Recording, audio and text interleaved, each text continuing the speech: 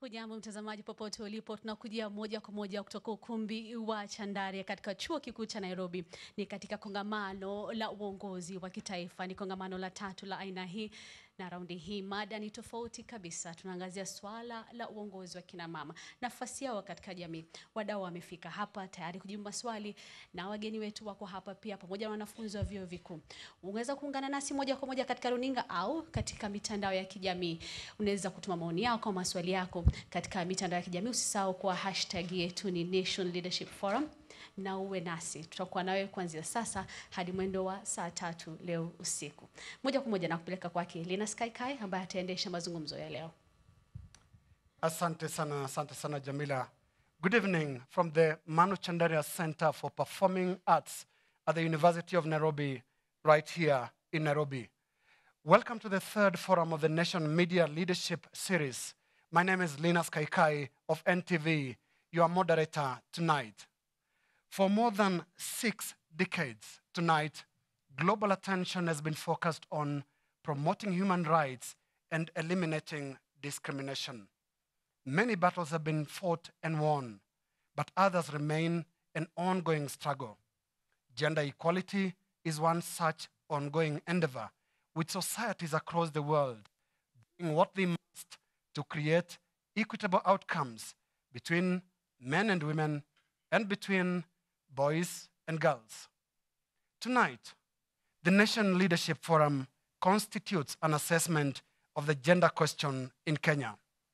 From the women's long journey to the top of the corporate and political high table, to the sad trends suggesting reversal of fortunes for the boy child, all that is up for discussion tonight. As is the tradition of the Nation Media Leadership Forum, this is a town hall style open debate. We have, however, thoughtfully selected a small panel of 5 to help steer our conversation. Let us welcome Cecily Kariuki, the Cabinet Secretary, Ministry of Public Service, Youth and Gender Affairs. Let us also welcome Dr. Joyce Laboso, Governor of the County of Bomet. Mr. Mwangi Githaiga is the Managing Director of the Kenya Women Finance Trust, KWFT. Let us also welcome Deborah Maloa, General Manager, GSK East Africa. And finally, in the panel, Kevin Osido, Executive Director of the County Governance Watch, CGW.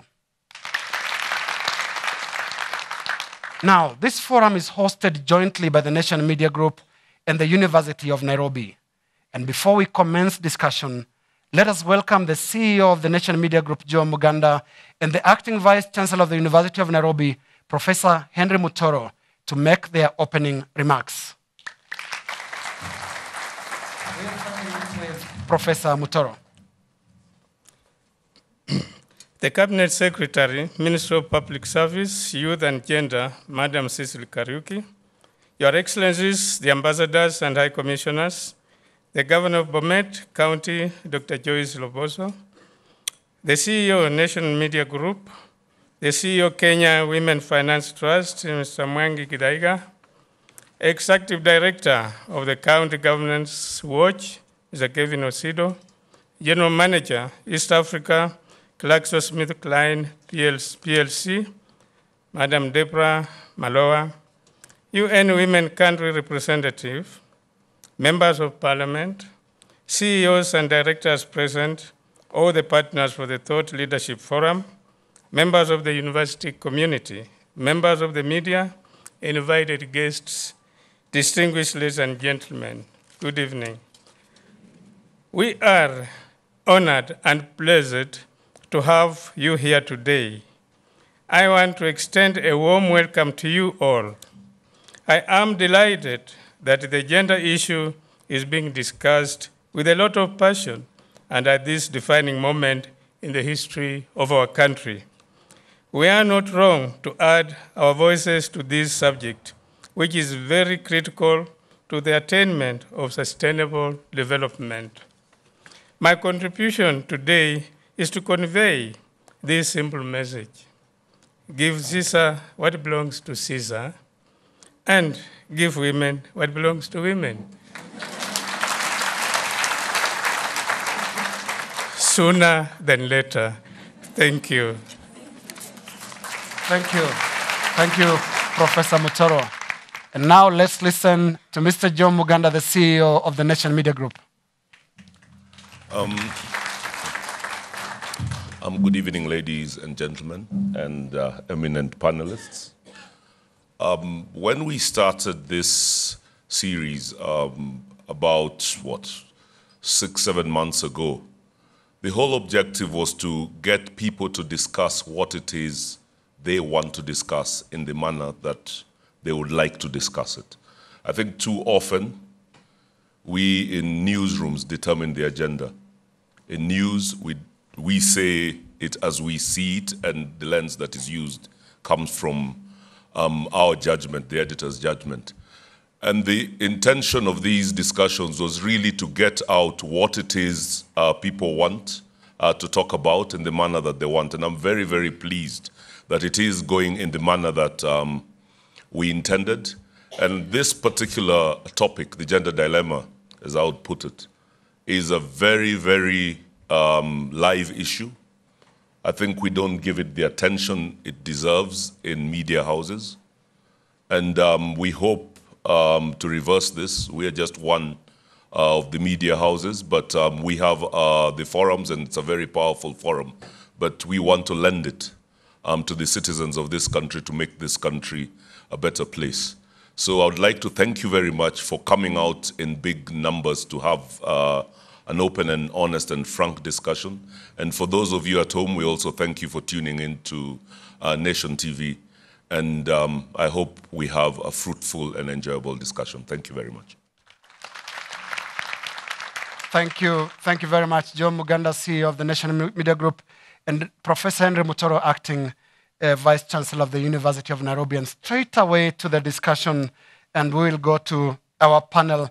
I want to take it from the words of Professor Mutoro, and starting from my right, I'll be speaking to CS Kariuki going first, and Kevin right at the end last. Caesar to Caesar, give women what belongs to women. Is gender just about women? Thank you very much. Let me say I'm very grateful to you, NTV, for having this forum, and particularly having it within the 16 days that we observe what we call the steps we've made towards the fight against gender-based violence. Today is a very special day. It marks the 13th day of the 16 days that we observe across the globe. So it's really very special. And God may have led you to just having this forum within this space. Appreciating also that this forum gives me an opportunity to express myself and perhaps clarify a few things. One, in the words of Joe here, the gender agenda is not an issue of dilemma, right? It is an issue that is enshrined in the Kenyan Constitution. Dilemma begins to suggest it's either or. It's not a woman against a man. It is not the girl child against a boy child. That is why I think it's good for me to clarify there's no dilemma around this. If we visit our Constitution and Articles 27(3), therein, we give ourselves a constitution that confirms gender equality is equal to any other aspect of the rights that we're discussing as a country. But back to your question, gender agenda is not about women. So this forum, again, I'm very privileged because it gives me a chance to be able to clarify to the audience and to Kenyans what the gender agenda is about. And I'm looking forward to engaging a little bit further in terms of what it is therefore about, and therefore I appreciate. Thank you. Thank you very much. Governor Laboso. Yes, Linus. The question comes from Professor Mutoro, who says, give what belongs to Caesar, and what belongs to women to women. Is gender strictly about women? And C.S. Kariuki said, it's not just about women. And I want to agree with her. Gender is not about women, it's about men, it's about boys, it's about girls. The only thing that makes it look like it's a woman story is because at the moment, the disadvantaged group, particularly let me talk about my profession, where I'm coming from, is women. So then we will be talking about fighting for the rights of women and giving to women what rightfully belongs to them, because it does belong to them. They have gone to school like everybody else. They have the requisite capacity and experience. And so really, yes, it's about boys and girls, it's about men and women, but at the moment, we need, in some areas, there are some areas where we are competing very well, almost on equal terms, but in some areas, in some arenas, you have to, talk about women more because they are underrepresented in those areas. Thank you, Governor Labos, and indeed we'll be engaging you a bit more when we come to the issue of representation of women in politics. Let's go now to Mr. Mwangi Githaiga. A clash of definitions here on what gender really means, especially in the Kenyan context. Your take. Yeah, thank you. I totally agree with the two that gender is about both men and women. But I think the issue that is on discussion is when we say that, then where does the discussion end? Because when we talk about women, we talk about people who have been excluded in not only in leadership position, but even at the family level. What the role does a woman play in the family level? What does she bring on the table? Can we talk about equality without economic empowerment? Do women have a voice at the household level? How do we treat our girls? How do we orient them? So it's a whole discussion that needs to be put on the table. And I totally agree it's about men and women. But I think what is at discussion is about women empowerment. And I believe very strongly that we can talk about women empowerment without discussing economic empowerment. Thank you very much. And indeed, we shall be discussing economic empowerment down this forum. Let's go to Deborah. Your take on this clash of definitions on where exactly the issue of gender sits with the Kenyan context. Well, the issue of gender is really about providing equal opportunity to all. And everybody agrees with that. But when you have a population that represents 50% of the population, which is women, and they're severely and significantly under-indexed within the workforce and the workplace, etc., then the issue becomes about female representation in the workforce. And that is why the women angle takes quite a bit of prominence in this conversation and the gender conversation. So it's also about inviting men into the conversation, because that issue and that agenda cannot be solved by women alone. Right. Kevin? Linus, Kenya is privileged. In fact, Kenyans are privileged to have a constitution that ascribes rights and privileges to everyone. And in my view, the issue about gender is indeed a question of leaving no one behind. And how we are going to achieve this is what is really going to determine how far we are willing to go and whether we are going to propel the girl child and therefore disadvantage the boy child, and at what point we'll be able to stop and say, can we now go back for the boy child because we have already propelled the girl child to a level where we feel she is confident, she is able to make it in life. And if you look at our country, for instance, young people comprise of about 78.3%. And this does not, therefore, mean that they are much more privileged to be able to take advantage of the spaces that have already been created, whether male or female.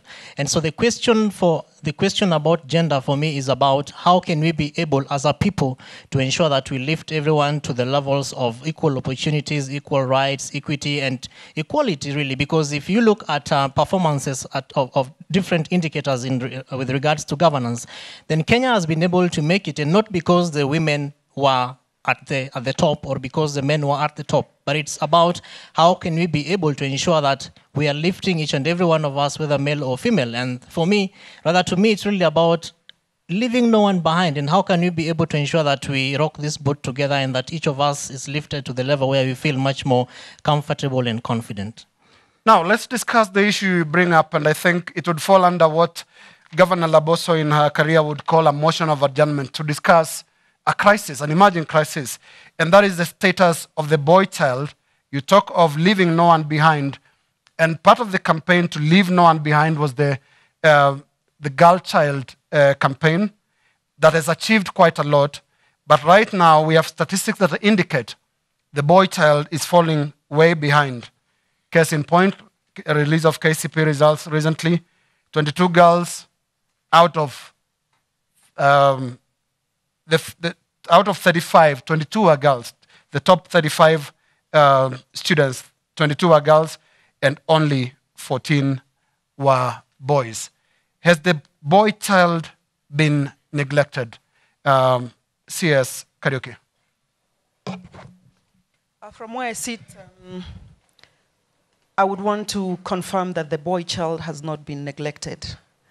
But I would also want to say a survey done recently by the Gender Commission does indicate, and this was just a sample, does indicate that the boy child is a little bit more vulnerable to peer pressure and the cultural, the socialization aspects of how the boy grows up, and therefore they are getting to be limited in terms of how much pressure and energy they exert around themselves to keep going. Coming back again to the issue of the gender agenda, is that as a government, we are not confined to dealing with the girl child in terms of accessing any opportunity, and that in incidents where the boy child is actually more exposed, it is our duty as government to also get affirmative actions around getting the boys to come along.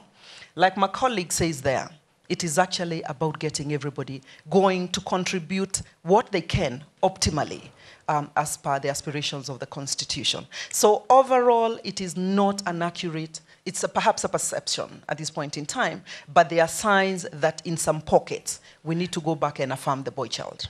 Maybe not entirely a perception, CS, because there are statistics that also indicate that girls have a higher completion rate. They complete school at a rate that is higher than boys. Governor Laboso.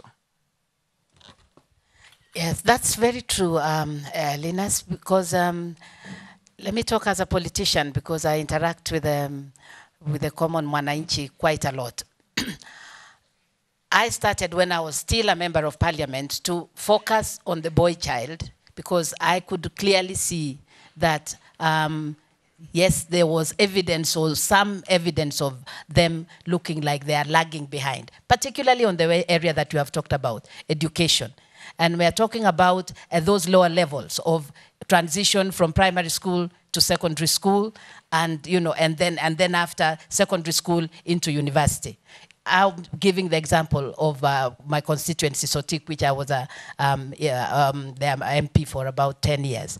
So clearly, there is some disaffection that the level of motivation of wanting to excel, of wanting to perform in particularly in the education sector seems not. They seem like the girls are more motivated, whether it is because of the campaign on on the girl child. I believe may have had something to do with it, and whether also that the boy child in the girls now looking like they are excelling and doing better. Have kind of taken a back step and almost like shying away, and therefore choosing not to compete with them, instead getting out of the education system and deciding that maybe it is faster to look for money through going to get a border and taking it up from there. But clearly, in my view, and I'm just, as I said, it may not be countrywide. I'm just giving an example of the kind of things I've observed from the constituency. Right, and let's go to Mr. Mangi. What you observed, because there is also a contention about there being a lot of women-specific programs, girl-specific programs, and maybe few or none for boys. Thank you very much. I think I'll take a different direction on this issue. I think the problem is not where we are looking for it. The problem is at home. Who are the role models of the boys we have today?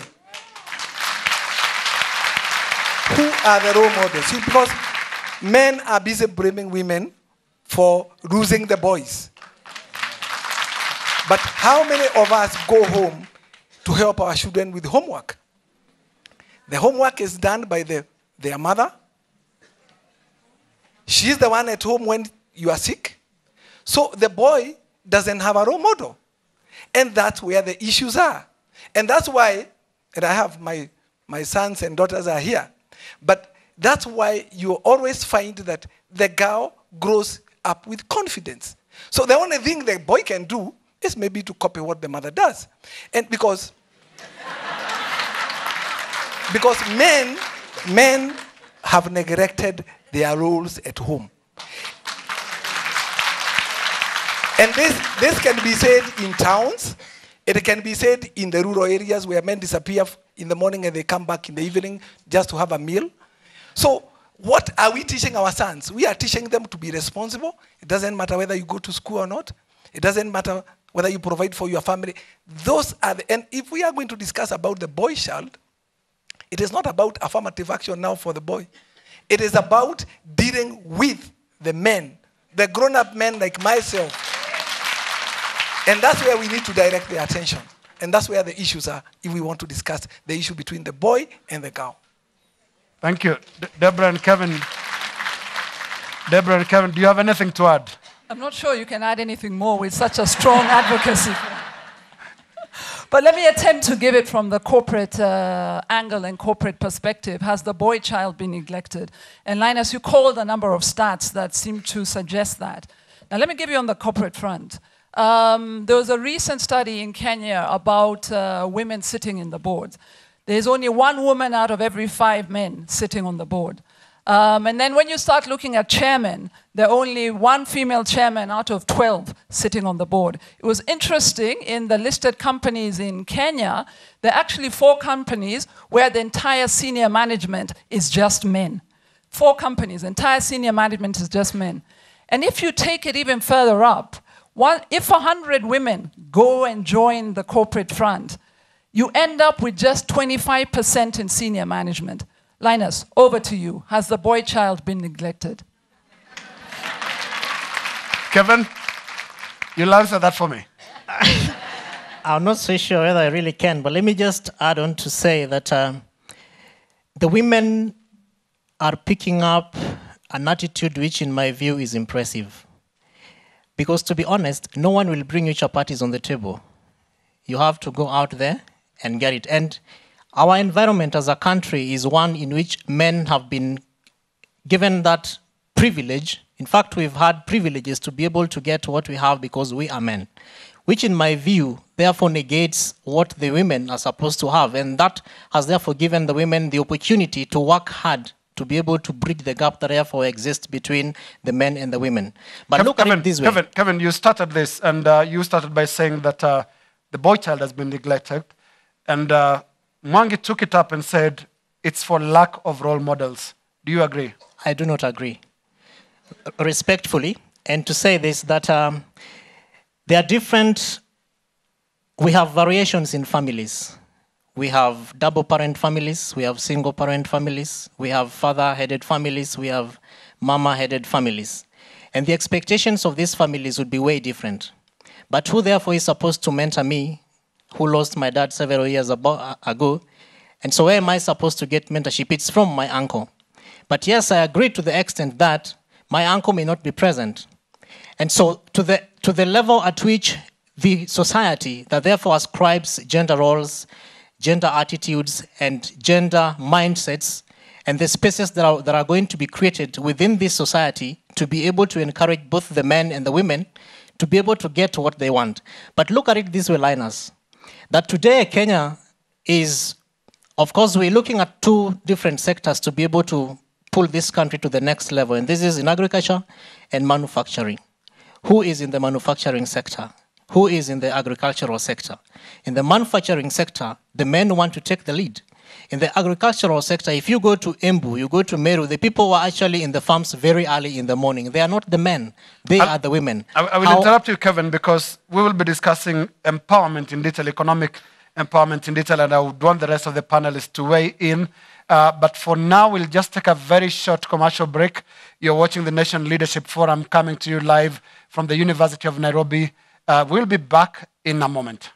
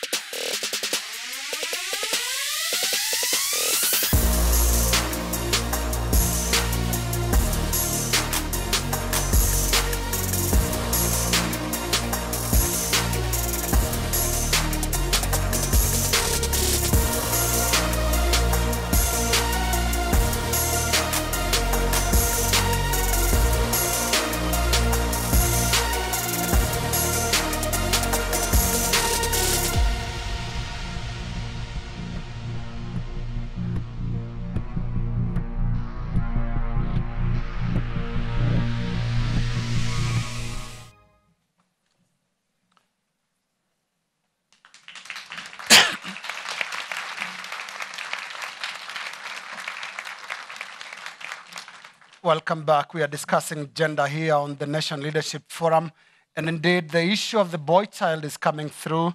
And we are concluding that discussion by going to the audience, which had very actively participated earlier and has responded quite skeptically to the statement by Mwangi Githaiga about boy children lacking a mentor. Let's go to the audience, and we're taking the first question.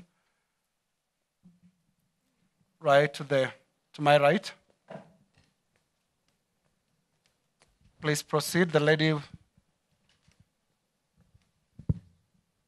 There's a microphone coming your way.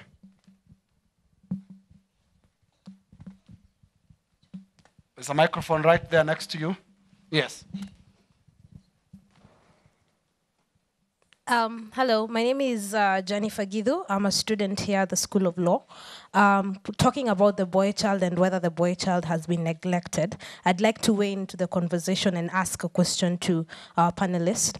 The concept of masculinity has been for a very long time pegged onto the pillars of financial muscles and being able to make the decisions. So for the men, now that has changed, of course, with girl child empowerment, and now we're having more and more women being able to actually provide for families. So my question is, how do we redefine the concept of being a man or the concept of being masculine? That goes straight to Githaiga.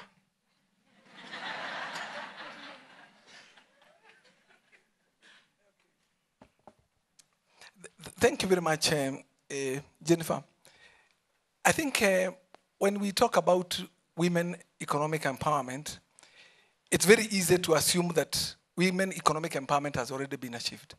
Because if we talk from the cities, it's very easy because women go to work, they earn, they can provide, and they have a say at the household level. But I think if we take this discussion a little bit outside the cities where the majority of the women, our women, are, that discussion doesn't go that way. Because for you to access credit, you need to have access to securities. In Kenya, I don't think women own more than 20% of securities that can be taken to a bank. So the securities that are needed to access credit are in the hands of men. So when this discussion on women empowerment, I think is far from being done, because in the rural area, there's a lot that needs to be done to make sure that women are on the same level as men as far as economic empowerment is concerned. But I think Jennifer was quite concerned about the declining masculinities, redefining the role of the man. Yeah. So the issue of the role of the man and why this is being seen to be changing is because men defined their role at the household level from only one angle, and that is money. I provide money so I can do what I want. After all, why are you complaining when I come at 2 a.m.? What are you lacking?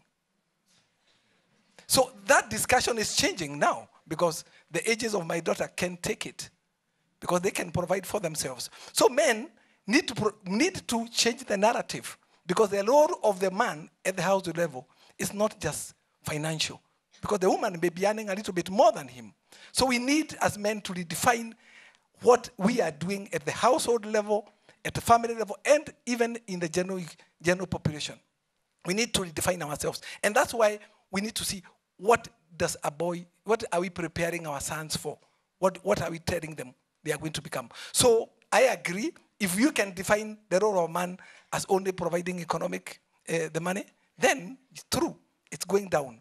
But men need to redefine their participation at the household level, especially in the areas of upbringing their children, planning for the lives of their children, sitting with their wives and looking at the way forward and the lives of the family. I think there's a lot that can be done together without just looking at only one angle. Now, Deborah, you had earlier said and indicated that you don't feel much has changed, especially on the corporate scene. But do you agree with Jennifer when she says that the role of the man needs to be redefined? I think I do, actually, because I think on one hand, we're putting exceptional pressure on men.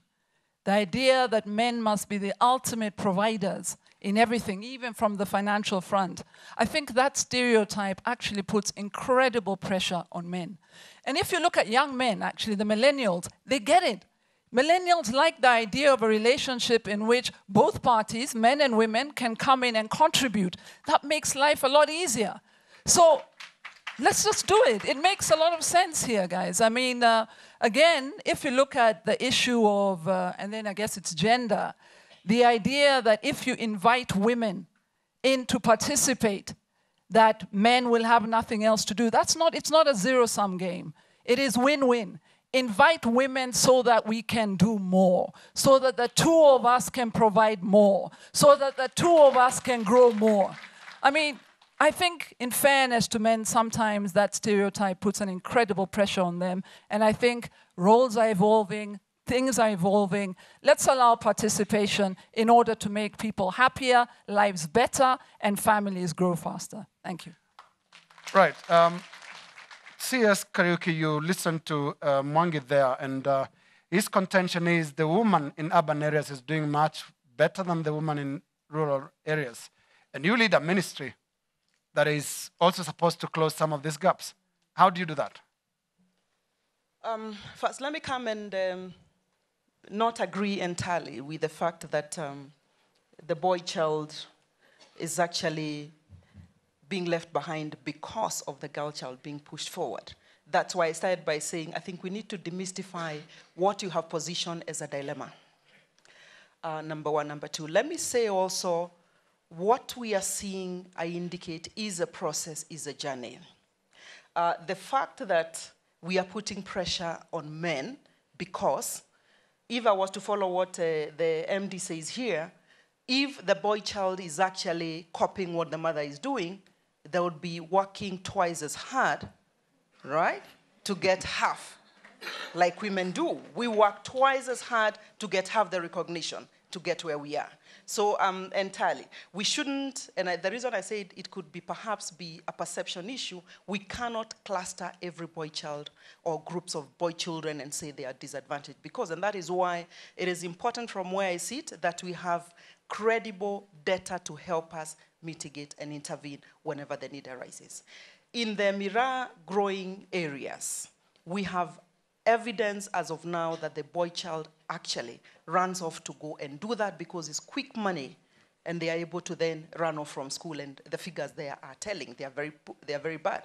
But that did indicate again the issue of affirming the girl child is what has taken center stage because of the disadvantage that the girl child has suffered in the past.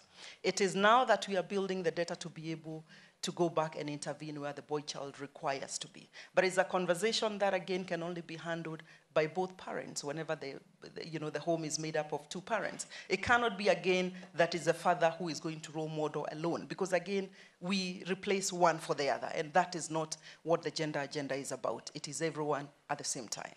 And actually I will shelve the question I asked you earlier on closing the gap because I'd like you to listen to more of the contributions before you respond probably towards the end.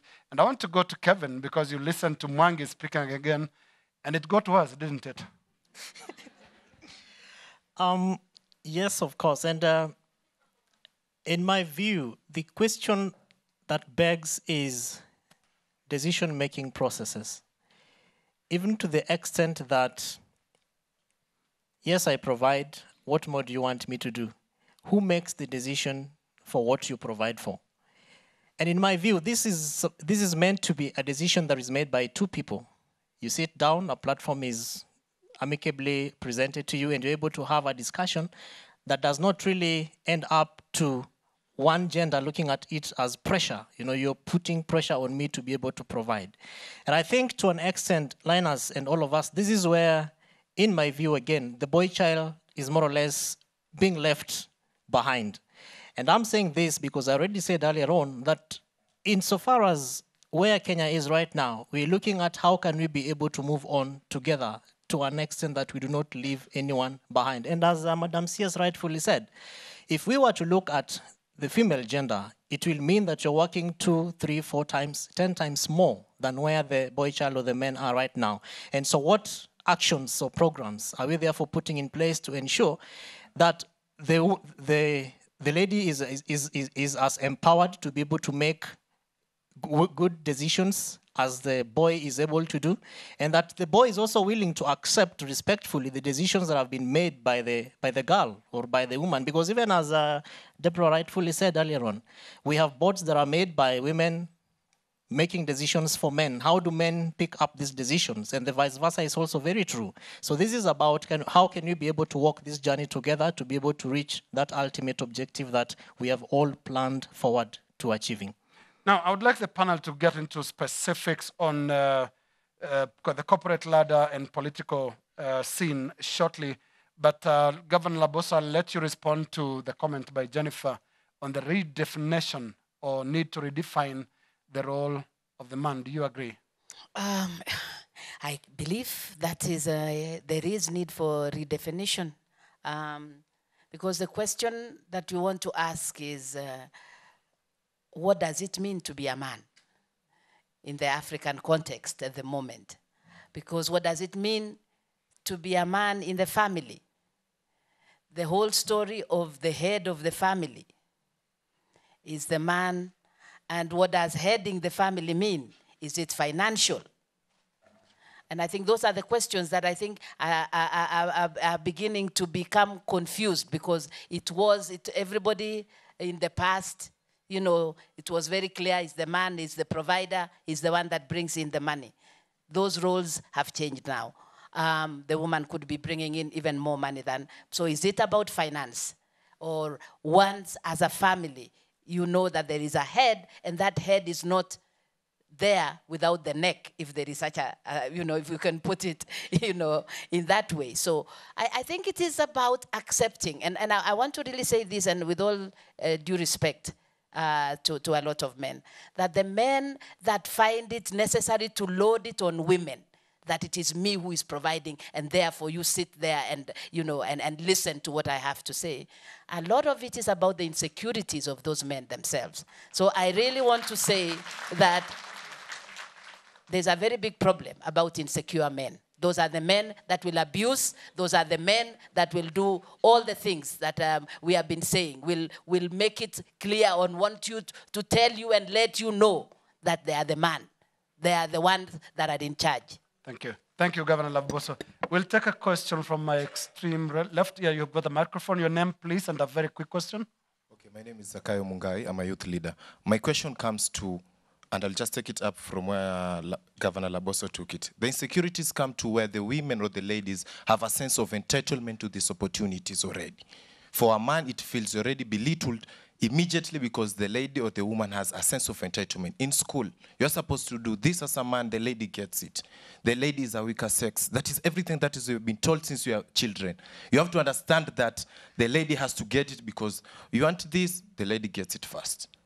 My question comes to the sense of entitlement that we put up to these ladies. It has made them to reach to a point whereby the boy child cannot take it anymore. And I have to say it. Because it reached a point now, and I'll give case scenarios where. Okay, I think you've made the question. Governor Laboso, you had the boy child.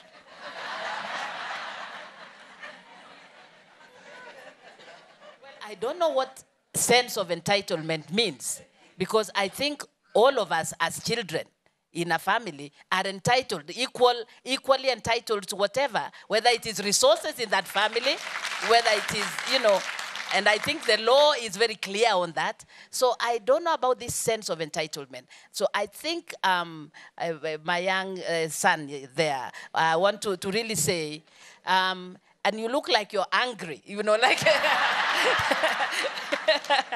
So I want you to relax and really, you know, let's see how you can work through this whole notion. Now, like you're saying, it's all the socialization. You are socialized, you are a man. There's a certain way that you are supposed to behave. And there's a certain way you are supposed to treat women. And so it's all those steps that have been played over and over that need to be, you know, rewound and removed so that you start looking at your, you know, your sisters or your brothers as partners. Thank you, Governor. Thank you, Governor. CS Kariuki, I'm sure you notice it's no longer a perception, is it? Linus, it is a perception to the extent that we are generalizing and putting everything in the same basket.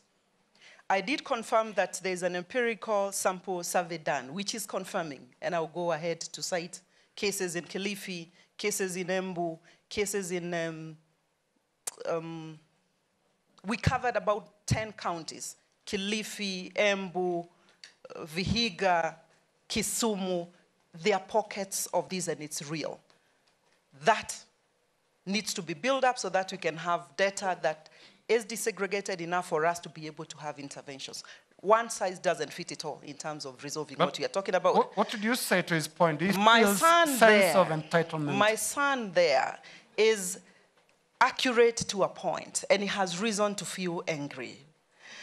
Why? Is because in a patriarchal society that we find ourselves in, these young people have been brought up to believe that belongs to girls. Don't even touch it.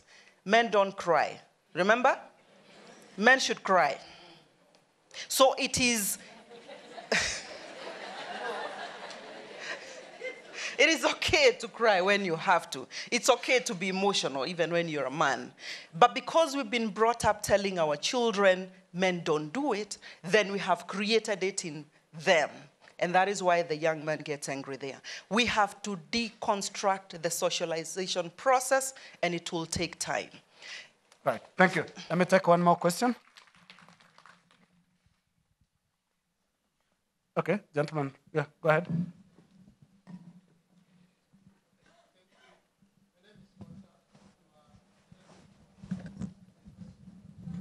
The microphone. Okay. My name is Walter. I'm a journalism student here at the University of Nairobi. I want to bring it down to rural areas, the culture and the economics. We know that culture has been empowered, so empowered that they are even siphoning everything out of the boy child, as my brother said. I call them Akiwoye Nitumie generation, because when you see a high message from some lady, the next thing will be Akiwoye rent ya December or something like that. As the girl child have been over-empowered, that she has become an Akiwoye kind of thing. And another thing, that is economics and the cultural part. I know several cultural practices has been dropped in order to empower the girl child. But it is selective, some have not been dropped. Is the girl child still the girl child and empowered if they are still exchanged with goats and cows in the names of dowries? I think if we are dropping cultural challenges or cultural practices, we should even drop this dowry thing, because you are being exchanged with cows and goats and you call it empowerment. Thank you. Thank you. Thank you. Mwangi, go ahead. Yeah. I think, I'm back to where I started. This is a whole issue of where we as parents do not play our role as parents to an extent that now the Hakiwoye story comes in. Because the boy doesn't, and I said it. You see, when men don't do what men need to do, the boys don't know what to grow to become. And the issue of a man, the role of the man at the household, is getting lost in this discussion. And the moment your wife changes the bulb twice, actually, the issue of Hakiwoye now, I'm not sure who is saying it, because you will come home and you have no position in it. So I think the issue is we as parents need to orient our children properly, especially our sons, so that they know what role they are supposed to play at the household level. And once that is done, then everybody has their own position. And unfortunately, and this is what is happening, the girls are getting empowered, They have good role models in women, and I do congratulate women. Women have done much more. Thank you. Women are striding from what we are supposed to do. And that, we need to go to the basics. The basics of bringing a family has never changed. The way we were brought up is the same way we should bring up our children. The way we provided and we played our role, even if you are not providing financial support, you have something else you can offer. And that's why we have men who are growing apologetically. And so even paying dowry, you know, when you pay dowry, you are saying thank you to the girls, the girls' parents. Do you want your parents to be also told thank you for bringing up a man who can marry? You know, seriously. So those, I think, then when you get home, then you say you have a, you know, seriously, there is work to be done. And I think men who are here, a big challenge on us. And I think we need to take up that discussion at home, at the household level. Right, I know there are a lot of hands up. There are a lot of many hands that have gone up, and I'll be coming back to those very hands as we move the discussion to economic empowerment, corporate, and political positions. But for now, we'll take a short break so that we take our news highlights at the Nation Center. You're watching the Nation Leadership Forum, coming to you live from the University of Nairobi.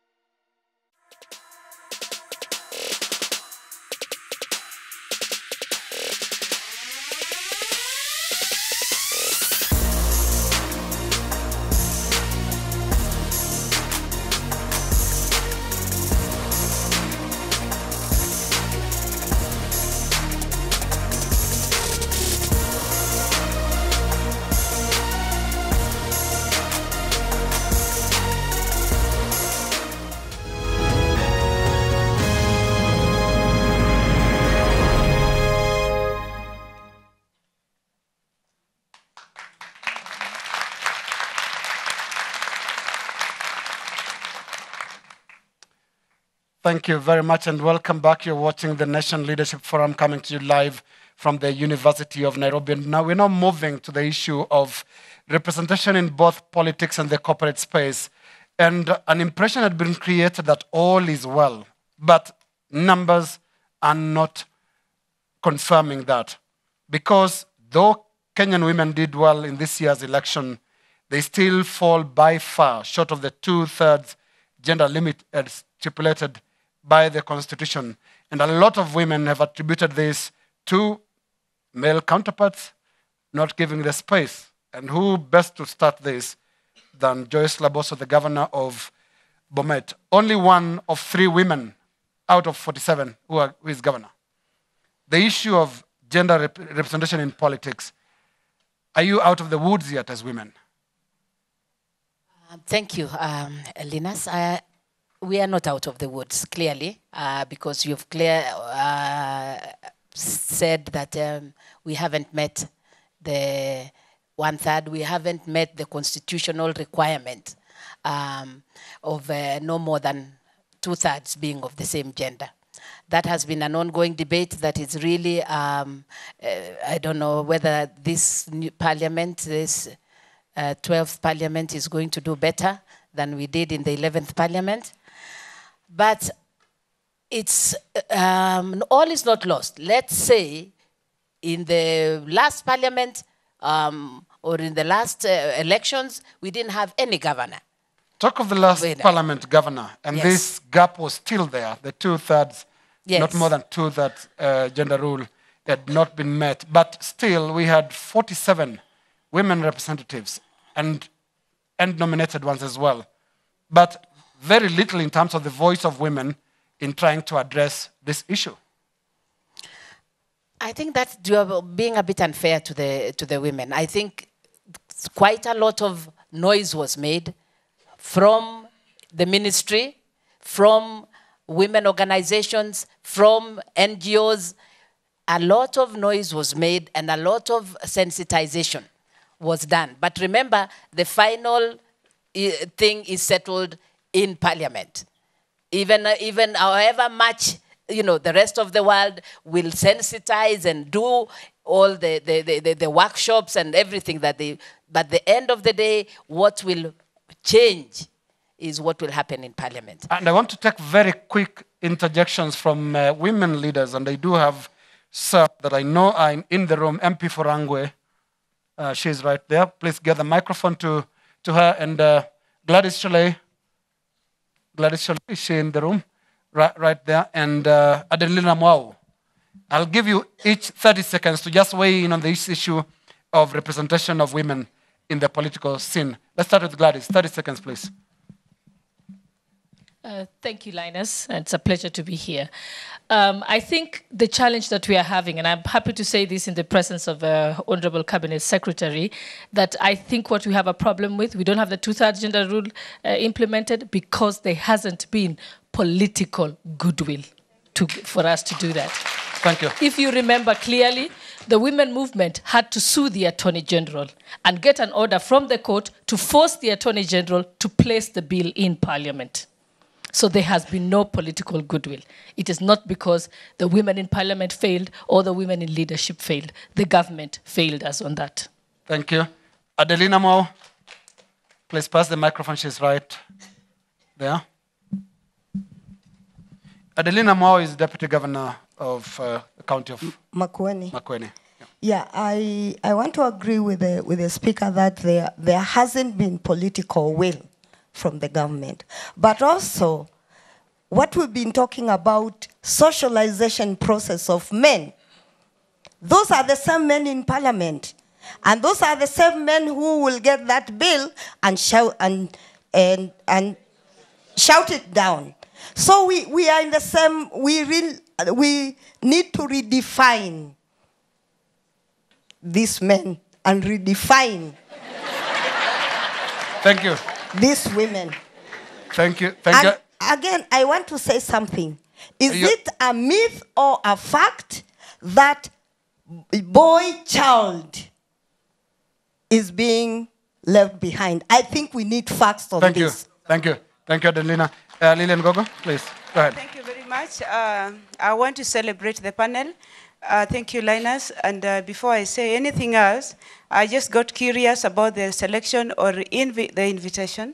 If you look at our noble panel, we have 3 ladies and 2 men. We met the gender rule. Yes. Yeah.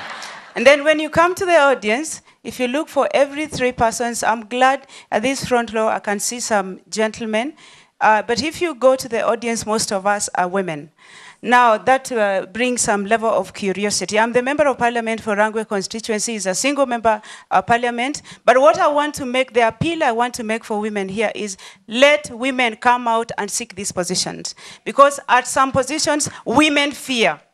There is nothing to fear. Come out, not fight for these positions, but come and vie. You will get the votes. Thank you. That is number 1. Number 2, Linus, as I finish.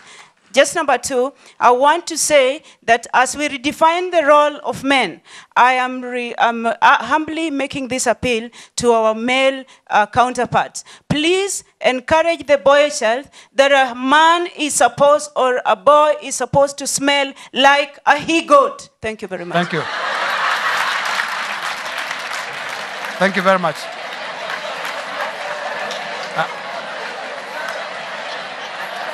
And I'm looking for...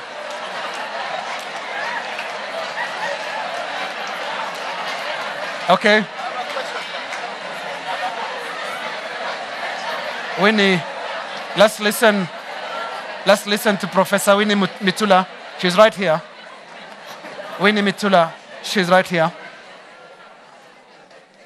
Winnie Mitula, you're not in politics. Yeah, you are laughing, and that's a good contribution, but I want you to make a bit more on what Gladys is saying, lack of political goodwill, and what Lillian is also talking about, which is women should step forward. I think I support the women stepping forward. It's very critical that women step forward. Of course, when we look at education now, women have the education, but of course, as you go up the ladder, they disappear again at the upper end. So that, again, is an undermining fact that can undermine their position. But once, if you look at, for example, these elections, a lot of women came out. And what did we see? The other 2013, we had no single woman vying for maybe, these positions. We have now Laboso here. Because they did vie, there were 6. 6 bold women came out to vie. And they got, out of 6, 3 are governors. Isn't that great? So we need to come more out to vie. Thank you. I'll listen to men in a short while, but let me first go to Angelina Francis. Where are you, Angelina? Of Grassroots, UN Women Kenya. Where's Angelina? Right there. And you work with you're a grassroots leader. Do you see encouraging signs on the ground that women are actually stepping forward? Yes, thank you. Ninashukuru sana, wacha niongee Kiswahili. Sawa.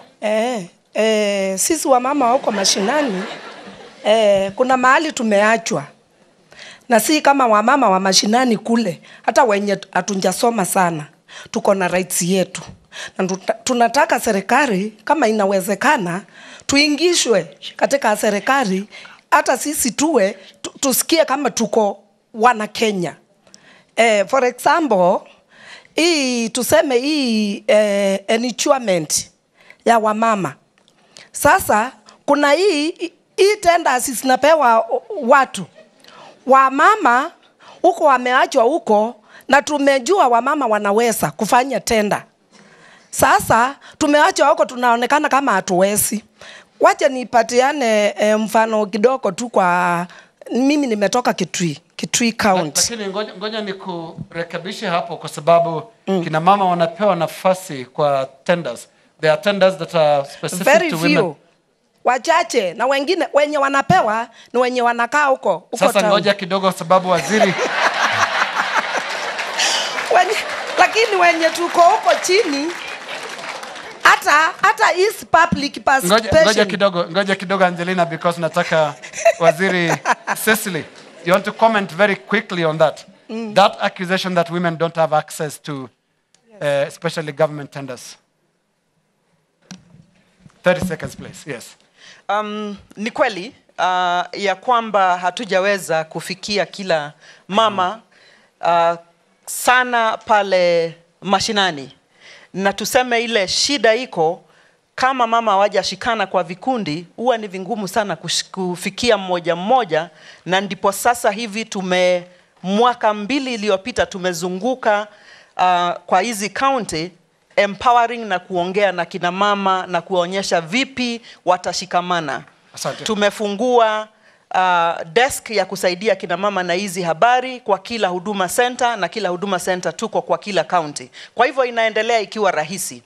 Ningewasihi wa Kenya, we got ourselves into this position where women had no equality, were disempowered compared to men over a long, long journey as a patriarchal society. It will not take 1 month, 1 year, 1 decade to be able to get it right.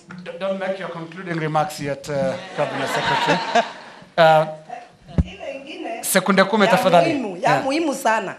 Sisi wa mama hatuhusishwi kwa mali yetu. Maana title deed sote ni sawa wanaume. So tunataka serikali ituingize, ikiwa ni title deed ya family, jina langu iwe hapo na ya mzee iwe hapo. Maana Asante. Maana wazee wanafanya kuuza land, mama anakuta land imeuzwa, sasa anafukuzwa na hana pa kwenda. Asante. So serikali tunataka serikali iingize hiyo. Asante. Asante. There's one more hand over there. Shifa, go ahead. 30 seconds.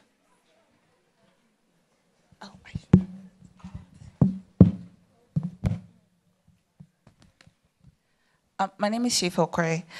There are problematic terminologies that have come forth, and I just want to really applaud the gentleman in the middle for speaking to my spirit, for saying things we all need to hear and the way we need to hear them. Just ignore.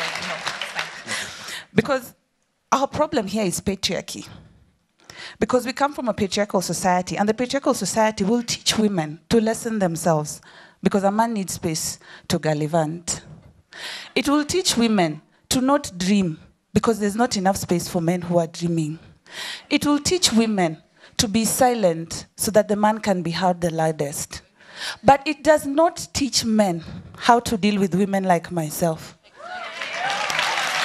It does not allow, patriarchy does not at any particular moment allow men to understand what emotional labor is, so they believe they are not nurturers of their own children.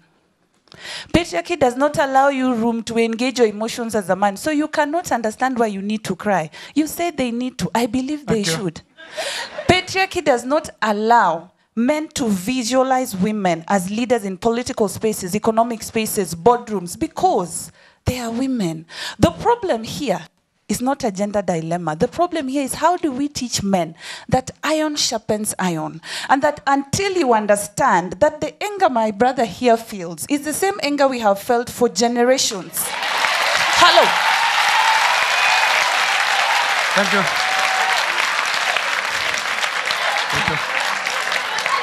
Thank you. One last thing. 5 One seconds. last thing, so I am not a rude person. I want to say this. Until we understand that moving forward, collectively as a society, we need both men and women. And right now, we need more women than men, apparently, because we are the majority. That is the truth. We need to open up these spaces, because I sit next to a woman who showed up politically, young, very intelligent, very articulate, very willing, very capable, but she was still viewed as a young woman without any experience. Thank you. Thank you very much. And I want to go back to the panel now, because we are running out of time. I want to go to the panel and just put the question on what lessons each gender can draw from the other in as far as empowerment is concerned. When it comes to employment of opportunities, for example, what can women learn from men in terms of tactics, tenacity, belief in self, and things like that? And also the notion that women are their own worst enemies. I would like to hear your responses from on that. I want to start with Kevin, going that way.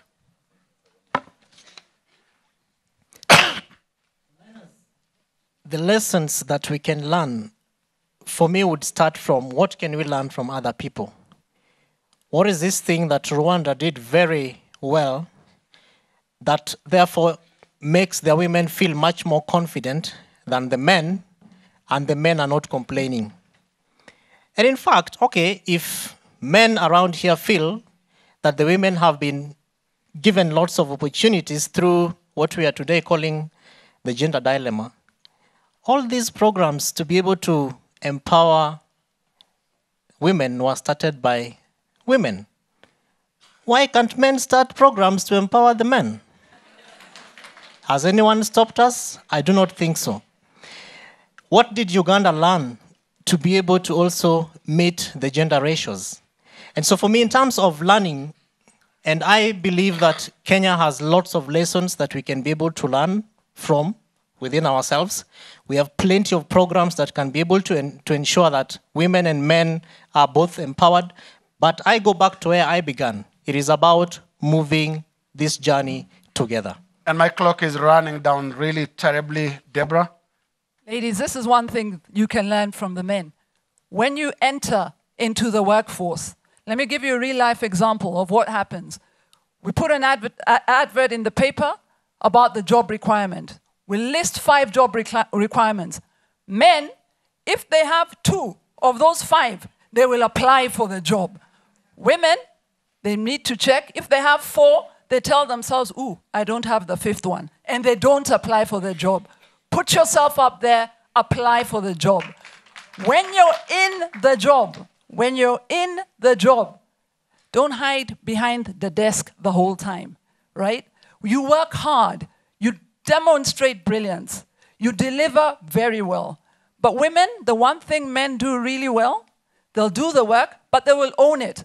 They will show it. They will tell you, I did this. But women, we keep quiet and expect the work to talk for itself. It doesn't. Be visible and own the job. Thank you. Lastly, when you're getting to the top, don't listen to that voice in your head telling you, can I really do this? Don't listen to that voice in your head, can you really do this? When a position comes at the top, men don't even think twice about their qualification. They grab for it. Women think, hey, am I ready yet? Let me wait. Go for it. So women, put yourself up there, learn from the men, and don't hold yourselves back. Thank you. Mwangi, and I hope you can be brief than that. Thank you very much. I think what we need to pick up from this discussion is, and especially, and I'm not a politician at the political level, is that women need to apply themselves into competition.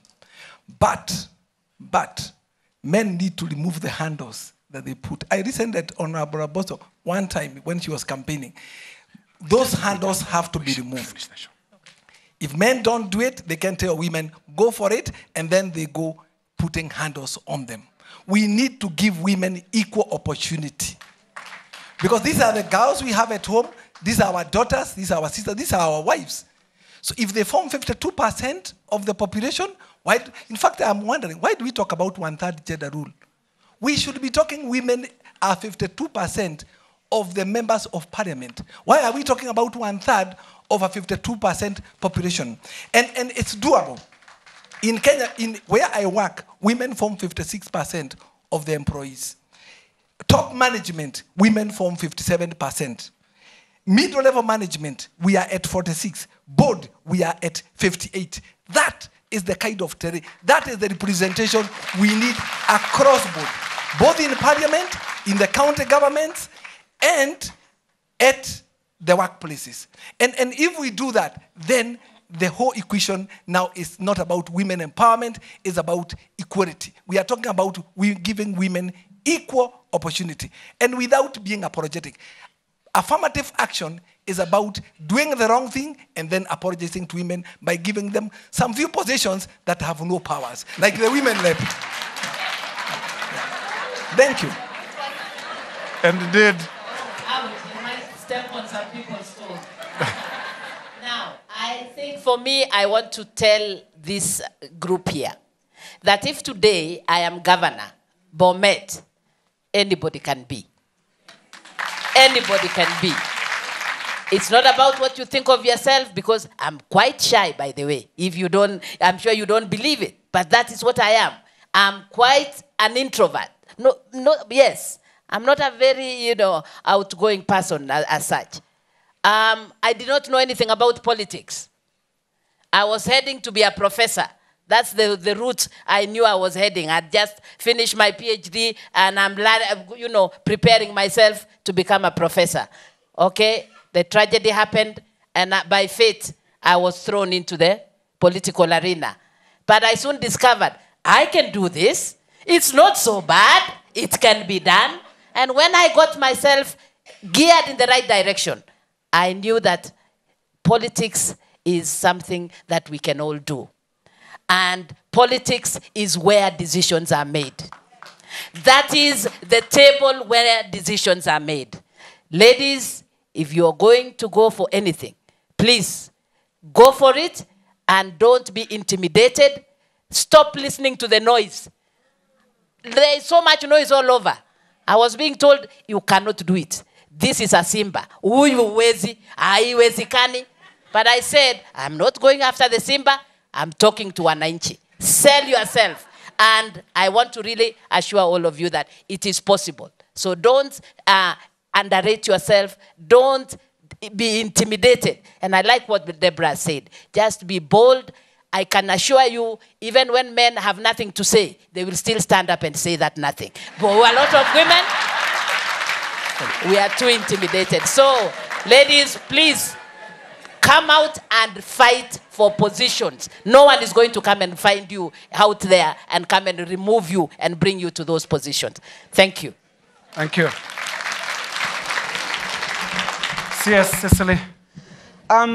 What can be learned is that the journey we are walking in is unstoppable as the women of Kenya, as the women across the world. For the ladies, be available. It will not be given to you. You got to claim it. For the men, please support the cause. It makes sense. It is a development imperative. It is not that you are leaving your space for someone else to take. Ladies, we shall not be apologetic. Mwangi, the CEO, the 2/3 rule is not about limiting women to be the 1/3. We may stop at 2/3. So it is whichever gender. Again, you raise the issue of women being our own worst enemies. I want to confirm again that is a stereotype held, and it was meant to keep the women down. We have proved that it isn't. It's not ought to be. However, in isolated cases, you perhaps will get a lady smarter than the next, and they begin to look at things which don't matter. It is delivery, it is the confidence, it is what you are able to impact that counts. And therefore, being a stereotype, we can leave because there are examples to show that actually in a lot of cases, women have supported women to make the winning teams. Thank you. Thank you. And indeed, it is outright impossible to exhaust issues around the gender question in an hour or two of television talk time. But it has been a real fine attempt all around the Manu Chandari Auditorium here at the University of Nairobi, and indeed in front there by members of a panel whom I now ask you to warmly applaud right now as we say thank you and good night. My name is Linus Kaikai. Good night.